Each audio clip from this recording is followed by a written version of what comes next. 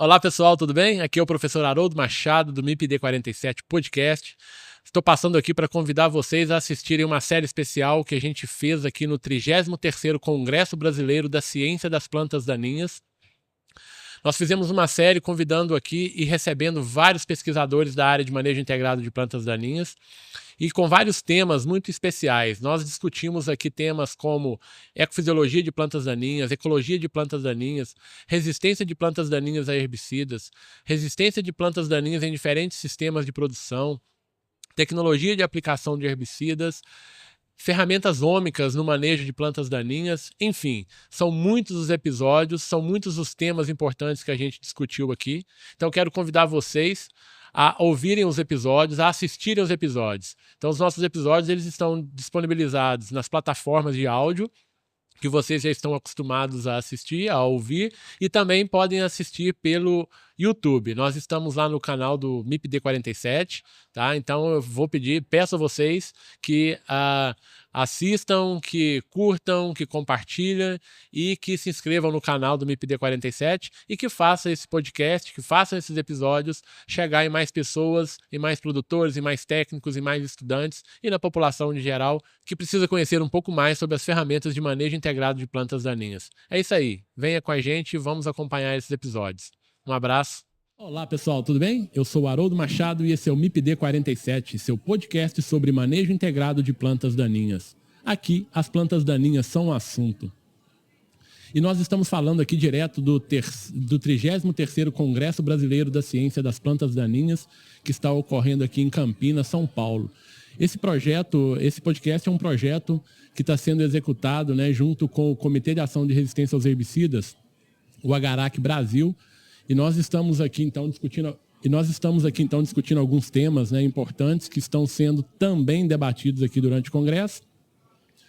E nesse episódio nós vamos conversar sobre avanços no uso de herbicidas pré-emergentes, né, dentro do nosso contexto de Brasil. E para isso a gente tem aqui o professor Rubens Silvério e também o Leonardo Pérez, professor Rubens da Universidade Estadual do Maringá e o Leonardo Pérez representando aqui o Agarac Brasil.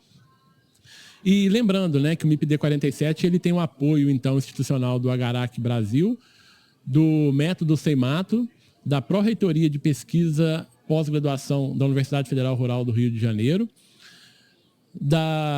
também da PROEST, que é a Pró-Reitoria de Extensão da Universidade Federal Rural do Rio de Janeiro, e do Grupo de Pesquisa em Plantas Daninhas e Pesticidas no Ambiente. Então, para a gente conversar, né, para a gente começar o nosso assunto aqui hoje, eu quero apresentar os nossos convidados, ou na verdade eu quero pedir aos convidados para que se apresentem, né? Aqui vamos começar com o professor Rubem. Por favor, Rubem, se apresente aí para os nossos telespectadores.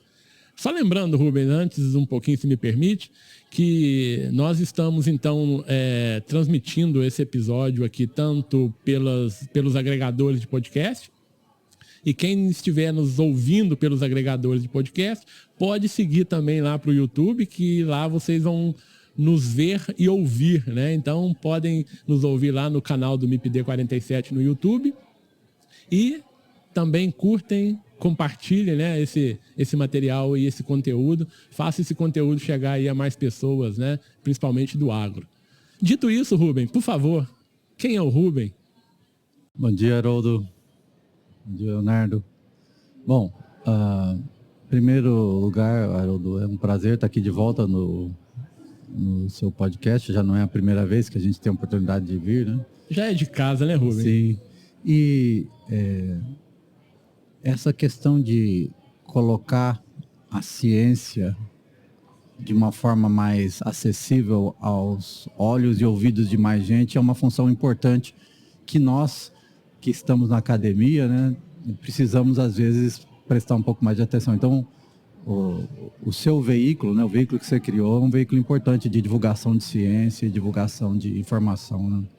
Bom, meu nome é Rubens Silvério de Oliveira Júnior, sou professor da Universidade de Maringá desde 1992 e desde então eu tenho trabalhado na área de plantas daninhas, na parte tanto de educação quanto de orientação de pós-graduandos, projetos de pesquisa e de extensão dessas informações para a comunidade em geral, né? Nos últimos anos eu tenho trabalhado bastante. A minha origem era principalmente herbicida no solo, mas em função dos projetos dos problemas de resistência que tem crescido numa velocidade incrível, né? Muitas das coisas que a gente fazia acabaram migrando em parte para essa área de resistência.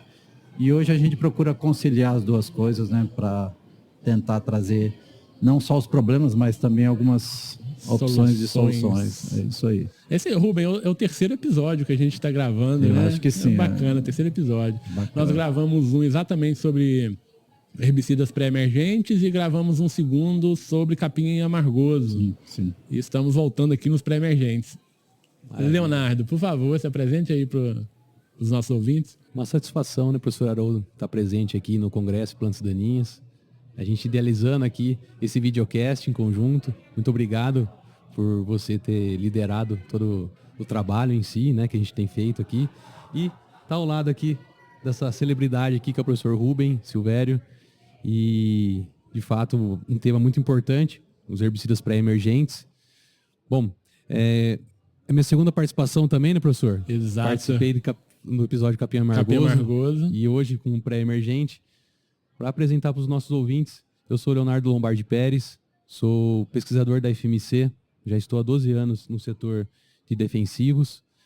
Tive a oportunidade de me formar na Unesp de Botucatu em 2012 e durante esse trajeto de 12 anos de pesquisa e desenvolvimento na FMC, tive a grata oportunidade também de fazer o mestrado e o doutorado trabalhando na Exalc USP, na área de fitotecnia.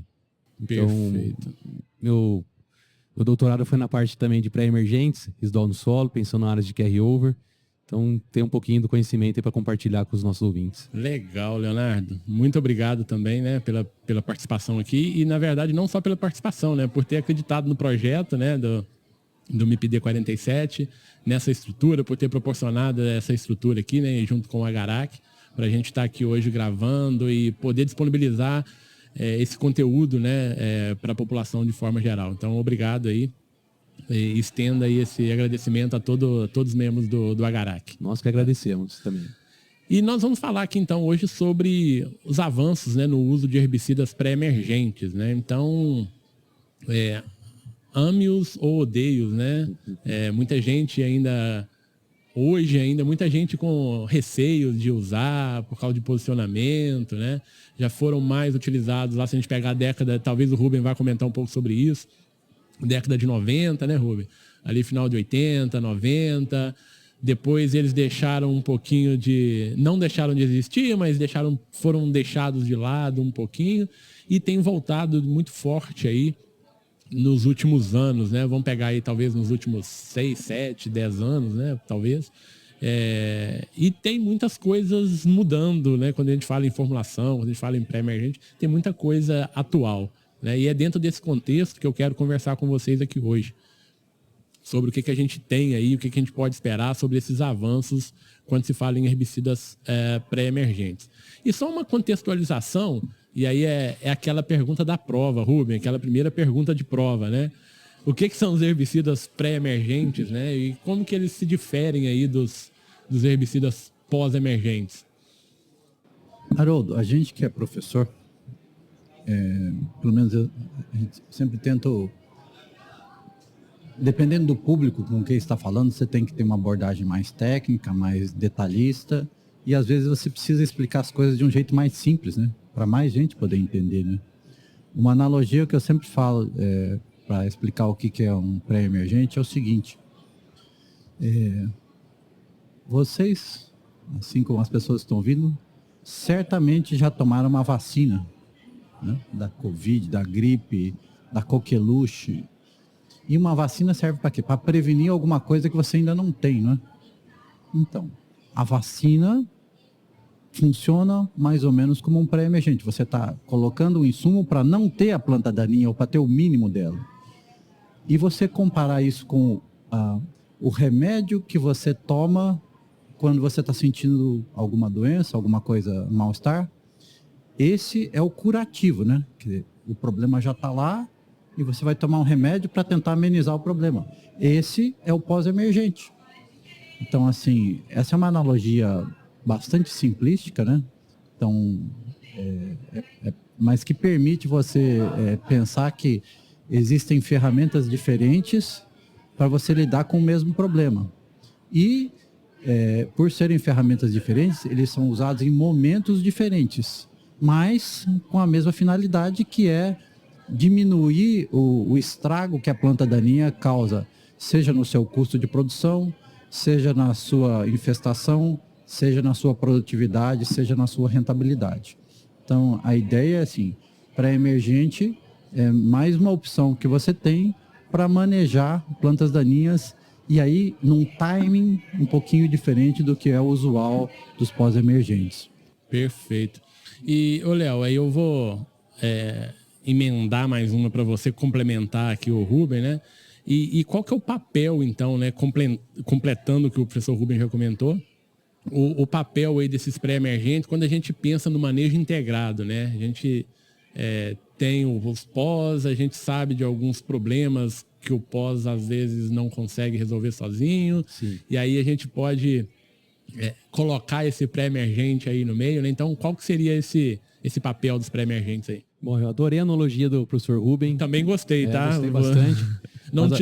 Não tinha ouvido antes. Exatamente. Mas acho que é importante a gente também lembrar que a comodidade dos herbicidas em pós-emergência nos últimos anos favoreceu aí o aparecimento de plantas daninhas existentes, né? Então, se a gente for no site do Ian Hip, da Weed Science, a gente vai ver 58 casos de plantas daninhas existentes. Muito por conta dessa comodidade que por muitos anos o glifosato, os herbicidas também à base da CCase, controlaram, igual a analogia que o professor falou, de você estar doente e controlar a lavoura, né?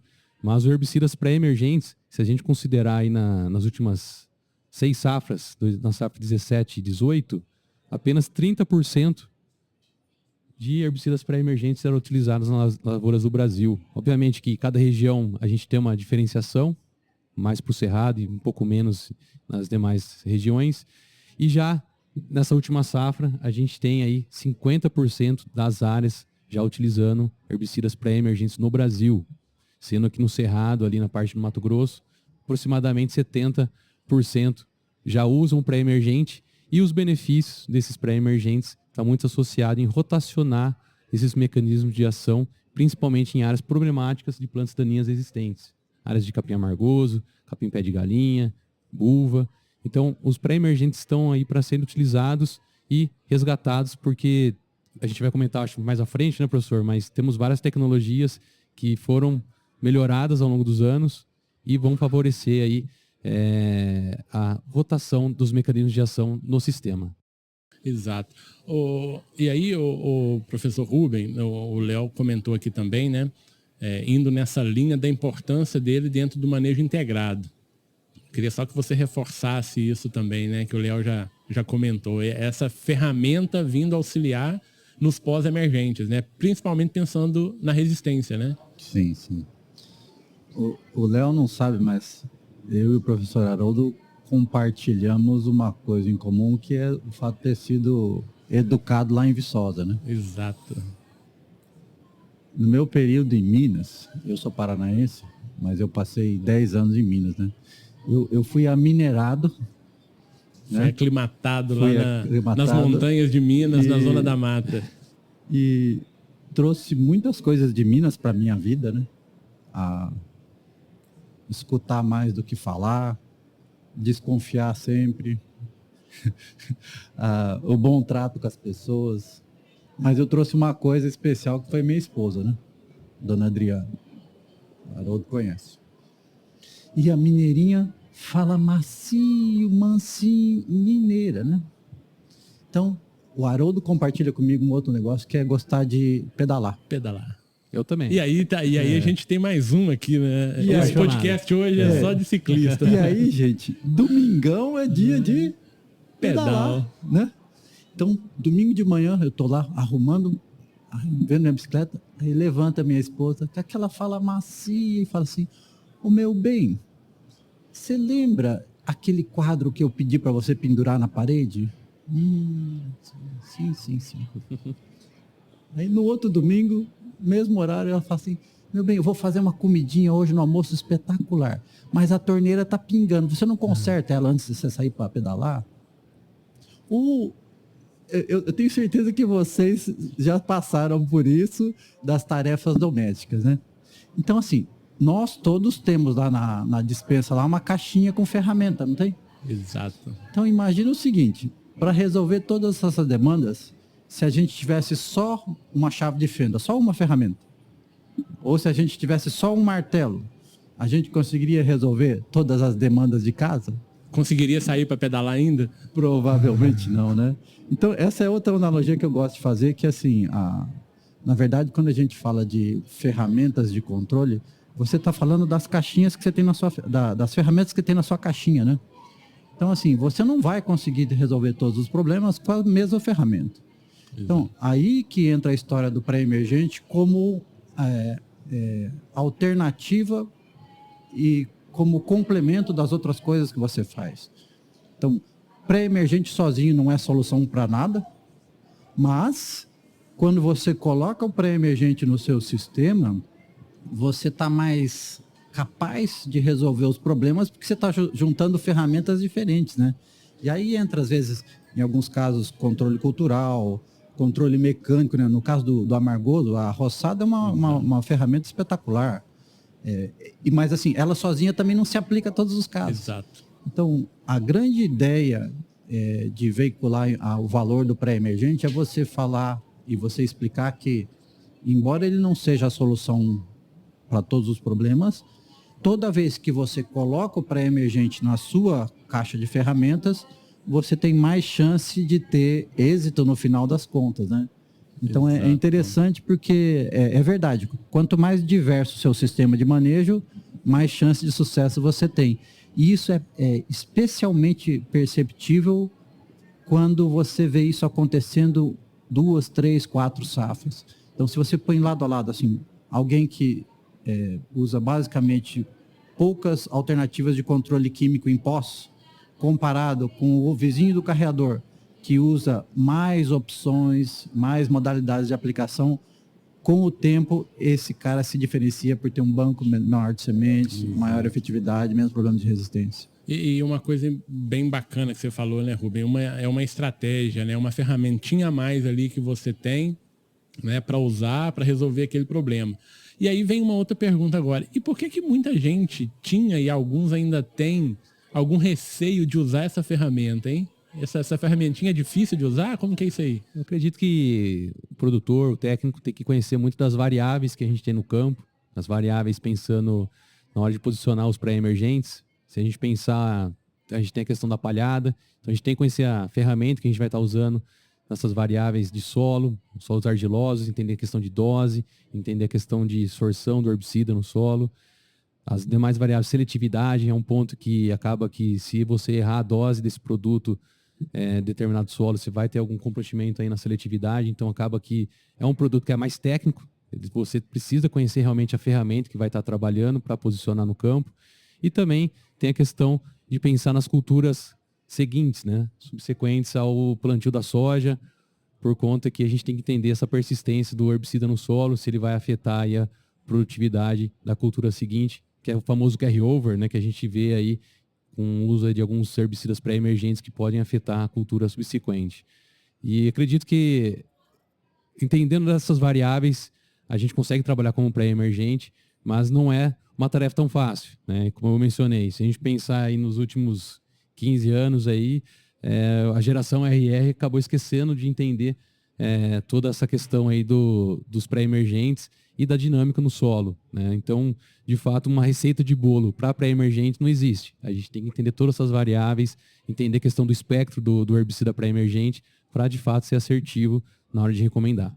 Perfeito. Ô Rubens, só complementando aqui nesse sentido, né, e colocando mais um itemzinho nessa pergunta, com relação à resistência. Então, a gente pode falar que essa ferramenta, ela contribui para o manejo, né, de algumas plantas ali, de alguns bióticos resistentes, por ser uma ferramentinha que tem um algo a mais, um diferencial, o mecanismo de ação é um pouquinho diferente ali do que já se tem daquelas outras ferramentas? O que o Leonardo estava falando é verdade, né? Nós estamos... Quando a gente compara alternativas de pré e de pós, a gente passou 2 décadas e meia, fazendo uma coisa que o ser humano faz por causa da nossa natureza, que é procurando uma solução mais simples, mais fácil. Simplificar. Exato. Então, assim, o que está acontecendo hoje é que a gente está tendo que dar 2 passos atrás ao que a gente fazia, né? Quando a gente fala de controle em pré, o que, na verdade, o cara precisa entender é que aquela ferramenta ali demanda um treinamentozinho que ele não usava para a ferramenta do pós. Ele precisa aprender a fazer uma coisa diferente. E no caso de resistência, que é o principal problema hoje na área de plantas daninhas, quando você imagina um pré-emergente no seu sistema, o que você está fazendo é, eu estou colocando algo diferente daquilo que eu usava, ou complementar. Então, de novo, né? Normalmente o pré-emergente sozinho ele não vai ser a solução para 100% dos problemas, mas ele vai diminuir a pressão naquela solução que você tradicionalmente usava em pós, o que colabora. A palavrinha mágica de lidar com resistência é diversidade. Exato. Seja diversidade de produtos, de mecanismos de ação ou de métodos de controle. Então aí que entra a beleza do pré, né? Como alternativa àquilo que tradicionalmente é usado. Perfeito, Rubem. Vamos comentar um pouquinho sobre avanços aí recentes, o que a gente tem, né, aí de mais recente no desenvolvimento, né? A gente sabe que muitos desses produtos ainda são da década ali de 80, década de 90, né? Mas tem roupa nova aí, né? Tem roupa nova na área. O que a gente já tem de mais recente e também o que a gente pode esperar pro futuro próximo aí dessas moléculas pré-emergentes? Acredito que se a gente pensar na década de 80, como você mencionou, professor, os pré-emergentes eram usados aí na soja com bastante diversidade e com tecnologia de formulação totalmente diferente do que a gente tem hoje. Pensando, um exemplo seria que a gente tem aí no Clomazone, que no passado, em 86, foi descoberta essa molécula e aos poucos foi sendo trabalhada na cultura da soja, somente em plante-aplique, pré-emergência, mas devido aí à evolução dessa tecnologia, acredito que evoluiu bastante e pôde também ser trabalhado aí com novos posicionamentos atuais, graças à formulação microencapsulada, que é possível poder trabalhar essa questão da volatilidade e também de passagem de palha e uma seletividade que a gente tem observado, inclusive, em pós-emergência da cultura, né? É uma modalidade que hoje, pensando pré-emergentes, é diferente do que a gente tem visto hoje, mas consegue agregar aí nessa liberação mais gradativa e seletividade aí no extensor de residual dentro da cultura da soja. Pensando em novas moléculas, acredito que o professor Rubem pode trazer para nós aí algumas novas que chegaram no mercado, né, professor? O que a gente tem, Rubem, de avanços aí? Nós da área de plantas daninhas passamos um longo inverno esperando por algumas novidades. Né? Demorou, nós tivemos muitos anos sem grandes lançamentos. Né? Então, o que está acontecendo agora é que lentamente estão chegando algumas novidades. A gente tem a expectativa de que talvez nos próximos 3, 4, 5 anos, a gente tem um número diferente, um número maior de produtos chegando, né? Mas, assim, só lembrando, né? Da expectativa de ter um produto novo até o lançamento dele no mercado, existe um período de pelo menos aí 8, 10, 12 anos. Então, não é uma coisa que se muda de uma hora para outra e a gente tem que soltar rojões quando aparece alguma coisa nova para valorizar aquilo que está trazendo para o mercado, né? Tem aparecido algumas coisas recentemente, por exemplo, aqui no Congresso vai haver o lançamento de moléculas novas. A gente está vendo aí, por exemplo, o Icafolin. O Icafolin é um produto novo que vai chegar para o mercado de pré-emergência. Tem algum efeito em pós, mas basicamente para pré-emergência. Recentemente a gente teve o Topiralate, que é um inibidor da HPPD, que chegou no Brasil, chegou isolado, chegou em misturas, ele é pós, mas também tem um efeito de solo, então nos sistemas aí pode ser combinado de pós com residual, em milho, em cana, tem um viés interessante. Tem o Biciclopirone, que também é um lançamento recente, o Bixlozone, outro lançamento recente, focado em gramíneas, né, o que é uma necessidade importante para a gente, que é um país tropical. Muitas gramíneas têm problemas de resistência a glifosato, a CCase. A gente acredita que vai ser uma ferramenta importante. E tem um mais novo, que eu até trouxe a minha colinha aqui, porque é difícil o nome dele, chama-se Tetflupirolimet. Nós vamos ainda precisar mais tempo para poder pronunciar corretamente essa molécula, né? Mas a grande expectativa desse produto é que não só é um ativo novo, mas é um mecanismo de ação novo que vai chegar no mercado. Isso depois de quase 40 anos sem lançamento de nenhum mecanismo de ação novo no mercado, né? Então, o último mecanismo de ação foram os inibidores da síntese de carotenóides, né, os HPPDs, e agora a gente está assim, no frisson, né, na expectativa de ver um mecanismo novo chegar com aquela questão de ser mais um componente nas suas opções, né? A gente não espera que isso... Outro dia me perguntaram, Leonardo, professor, o senhor falou de pré-emergente, mas a gente queria saber o seguinte, qual é o pré-emergente que é igual ao glifosato, que mata folha larga, folha estreita, planta grande, planta pequena? E que seja seletivo para a minha cultura. Aí eu falei assim, olha, não tem glifosato de pré-emergência. Não tem um produto só com a capacidade que o glifosato tinha de fazer. Mas é importante que a gente tenha novos produtos, novos mecanismos para a gente poder colocar no sistema, né? Esse foi até um tema de um episódio que eu gravei recentemente, né, com o professor Cristofoletti. A gente estava debatendo exatamente sobre novas moléculas, né, sobre novos produtos, novos mecanismos de ação. E tem um horizonte promissor, né? Então, num curto espaço de tempo aí, a gente vai ter algumas moléculas novas aí chegando no mercado, alguns mecanismos de ação aí prováveis também. Então, tem novidade chegando nessa área de herbicidas, né? E alguns com esse foco em pré-emergência, né? Então... E é importante essa diversidade de tecnologias para a gente proteger, de fato, elas a longo prazo, né? O professor comentou muito bem que demora 10, 12 anos para trazer um novo herbicida para o mercado.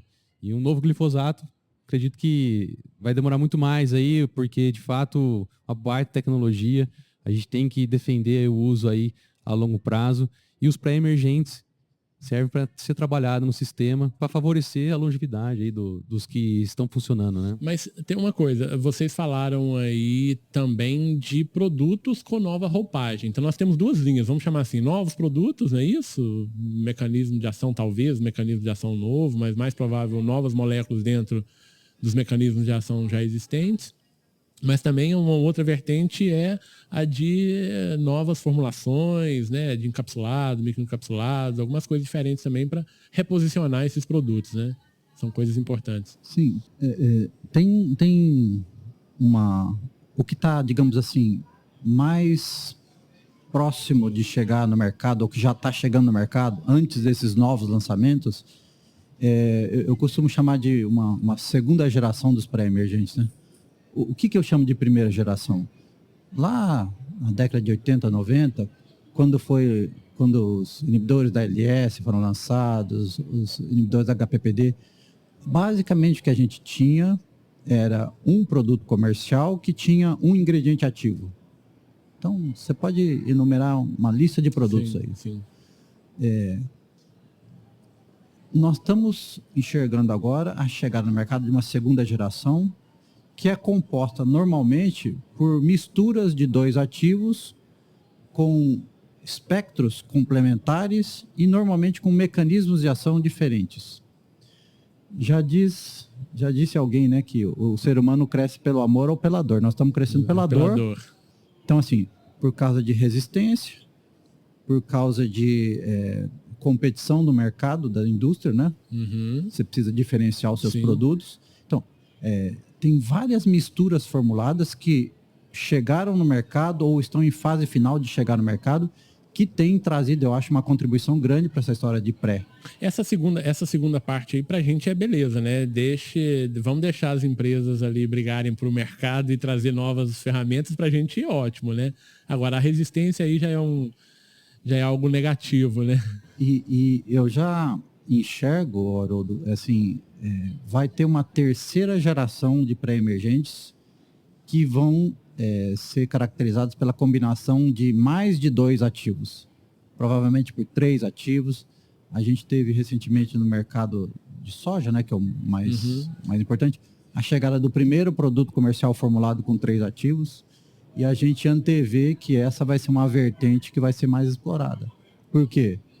Para diferenciar o seu produto, você agrega mais, coloca mecanismos de ação diferente e tenta trazer diversidade na sua marca, né? No seu produto, né? Então, esse é interessante e eu acho que é um caminho meio sem volta, né? Eu acho que vai ser difícil no futuro a gente usar mais produtos com um único ativo, né? Ou serão misturas em tanque ou misturas formuladas para poder ampliar espectro, diversificar a mecanização. E é importante mencionar a questão da formulação, porque nessas combinações, a gente, quando pensando em indústria, quando vai pensar em pré-emergente, na formulação é possível ser inserido inertes que vão favorecer a passagem de palha, a menor fotodegradação, entender a questão aí do posicionamento desses herbicidas, se vai ser aplicado em solos arenosos, solos argilosos, e com isso, produtos mais estáveis e seguros. Né? Acho que um ponto bem legal que você falou, Leonardo, para os pré-emergentes, né, que estão voltando também, essa capacidade de passar em palha, né? Dentro do nosso sistema de plantio direto hoje, se essas moléculas não conseguirem, né, por algum motivo, seja por características físico-químicas, ele não conseguir atravessar essa palhada, ele já perde ali, né, em competitividade com o concorrente, né? Então,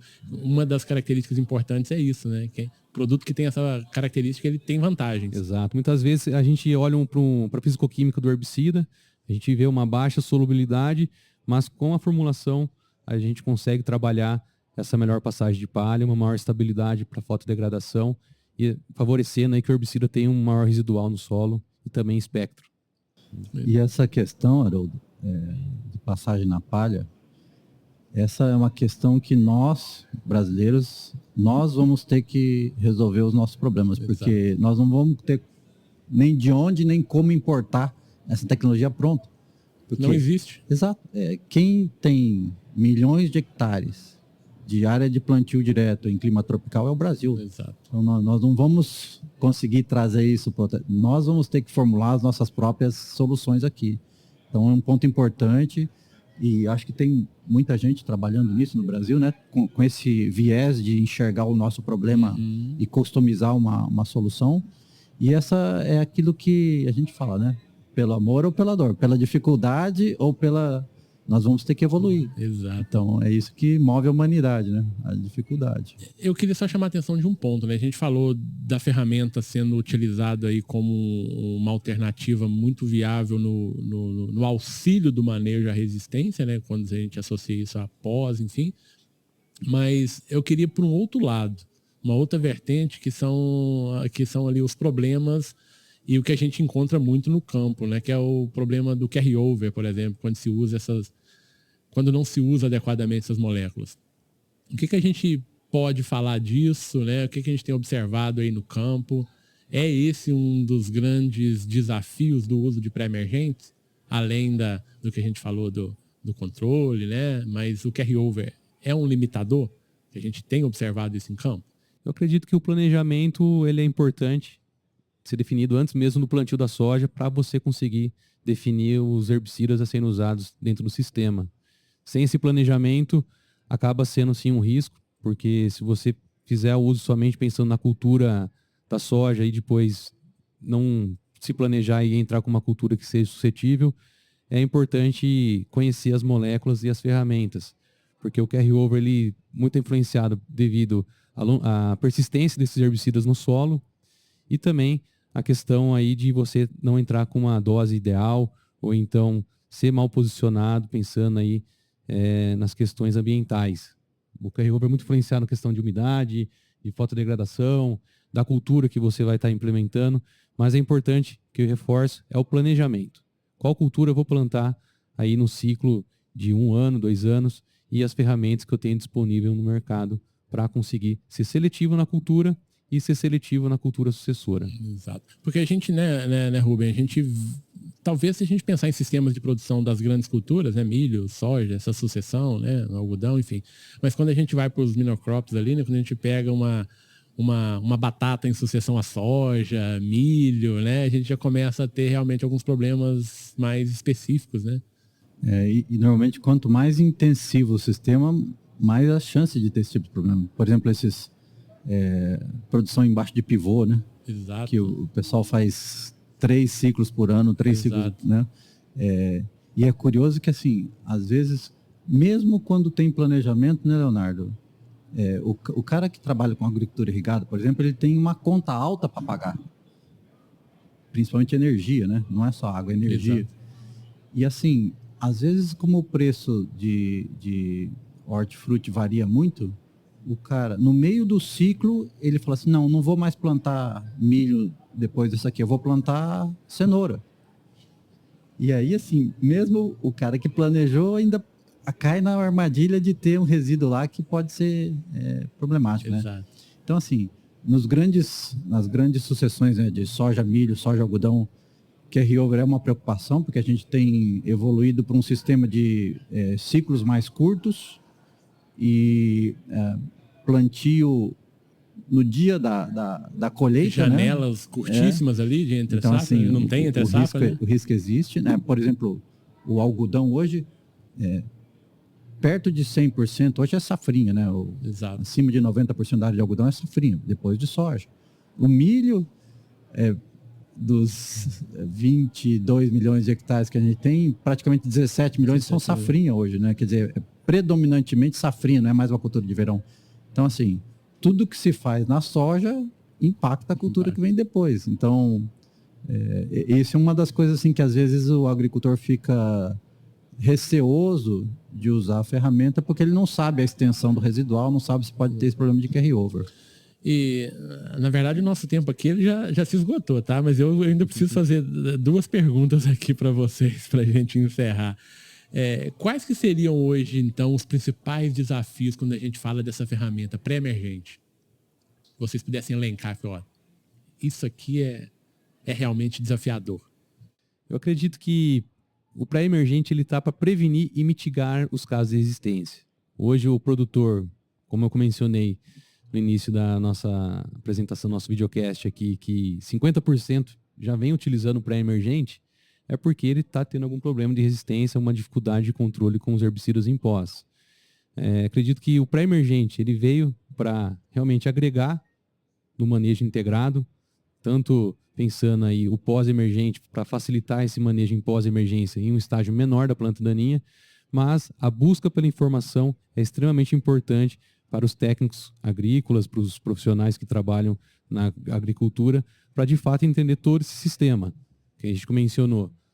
Controle de plantas daninhas, seja gramíneas, folhas largas, questão do ambiente e também culturas sucessoras, porque o técnico consiga se diferenciar em conhecimento e trazer as informações para fazer o planejamento da implementação das culturas, vai se diferenciar no mercado, né? E a busca da informação, o professor está aqui ao meu lado, tem vários orientados que trabalharam com herbicidas no solo, está disponível para ser buscado na internet, nos meios de comunicação. O seu próprio podcast aqui é uma excelente ferramenta de aprendizado, mas acredito que a busca pela informação é extremamente importante para você conseguir se planejar e usar o pré-emergente no sistema.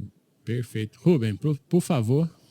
Eu acho que do ponto onde eu estou, né, a coisa mais relevante é que nós vamos precisar continuar treinando as pessoas, né? As pessoas é que são os agentes das transformações, né? Não são as tecnologias, né? Exato. As pessoas é que adotam ou não adotam, ou fazem ou não fazem, né? Então, nós vamos ainda ter que continuar nesse trabalho de catequização, né? De formiguinha, de ensinar, de falar, de explicar, porque isso é importante. E assim, o agricultor, de modo geral, ele não é um cara bobo.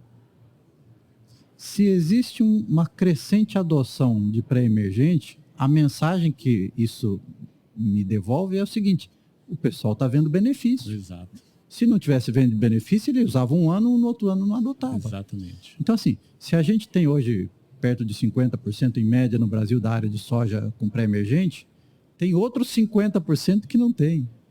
É o copo, né? É o copo meio cheio e meio vazio. E, Haroldo, para pensar em outro exemplo. Você pega a área de milho dos 22 milhões de hectares. Quantos por cento da área de milho usa pré-emergente hoje no Brasil? Muito pouco. 5, 6%, essa é a estimativa. Então, olha o desafio que nós temos para crescer, né? E assim, será que planta daninha afeta menos o milho do que a soja? Certamente não. Então, assim, eu vejo assim, uma amplidão de gente que precisa escutar mensagem, de empresas que precisam ter programas que contem com pré-emergente, de trabalho de divulgação que leva informação, porque existe a opção de crescer, existe espaço para crescer. E uma vez que o agricultor adota, ele normalmente não volta atrás, então é porque vê benefício. Exatamente. Gente, essa conversa está muito boa, mas nós temos que parar por aqui. Só para a gente completar aqui, eu queria que vocês fizessem então uma breve consideração final aqui, né, a respeito então desse tema de pré-emergentes aí, e talvez nessa consideração aí já tentar expressar aí o que a gente pode pensar em perspectivas aí para o futuro. Novamente, né, Leonardo, muito obrigado por acreditar no projeto, né, e por estar aqui também contribuindo aqui, né, nesse episódio. E obrigado também, professor Rubem, né, por mais uma vez estar aqui também, né? O Léo a segunda vez e o Rubem a terceira. Eu que agradeço, professor. Estou bem contente em ter feito parte aqui do projeto aqui. A gente vai ter várias gravações ainda durante o congresso e é uma satisfação ter vocês aqui ao meu lado e discutir esse tema tão importante que são os herbicidas pré-emergentes. Hoje eu estou representando o Agarac e o Agarac a gente tem como valores proteger as tecnologias, porque de fato são bastante onerosos para a indústria trazer novas ferramentas e também o tempo para trazer demora muitos anos, 12, 10 anos aí que a gente tem visto para trazer novas ferramentas. Então o Agarac ele vem como propósito de defender aí a longevidade das tecnologias, o manejo integrado das ferramentas que a gente tem disponíveis, né? Não somente o químico, mas também trazer aí todo o manejo integrado das plantas daninhas no sistema e conte conosco para também difundir todas as informações, seja no nosso site do Agarac, as mídias sociais e também o canal de YouTube que a gente vai, se possível, aí, assistir todas essas apresentações aí do videocast. Exatamente. Só lembrando que o site do Agarac é o www.agarac, que é HARC-br.org, né? Então, exato. Fica aí o convite para quem quiser saber um pouco mais sobre os temas aí relacionados à resistência, né? E lá vai ser possível baixar documentos, os informes técnicos que o Agarac desenvolve, os programas de mapeamento de plantas daninhas resistentes. A gente fez alguns trabalhos já com o professor Rubem e com demais professores ao redor do Brasil todo. E vai ser possível também baixar aí o novo folder de mecanismo de ação dos herbicidas, que foi atualizado agora pelo Agarac Global, e outros materiais que a gente tem trabalhado com muito carinho para entregar aí para os nossos ouvintes e também interessados nesse tema da resistência. Perfeito. Professor Rubem, por favor, suas considerações. Para fechar essa conversa, eu acho que a gente precisa ter em mente que essa história de diversificar, de colocar pré-emergente no seu sistema, ela não pode ser um mantra da academia que o cara acha que é importante, ele fala para ele mesmo, sabe? Não pode ser isso. Não pode ser só um argumento comercial para uma empresa colocar um produto dela, mas ele tem que ser explicado do ponto de vista que, no fim do dia, se a empresa vende o produto dela, se o professor explica o ponto de vista dele, mas se o agricultor vê diferença na lavoura dele, isso é o que interessa, né? É o que convence. Aí o professor vende a ideia, a empresa comercializa o seu produto, mas o cara lá da ponta, se ele não ganhar dinheiro, ninguém vai para frente. Então, assim, exato. Se a gente pensar nisso juntos, né?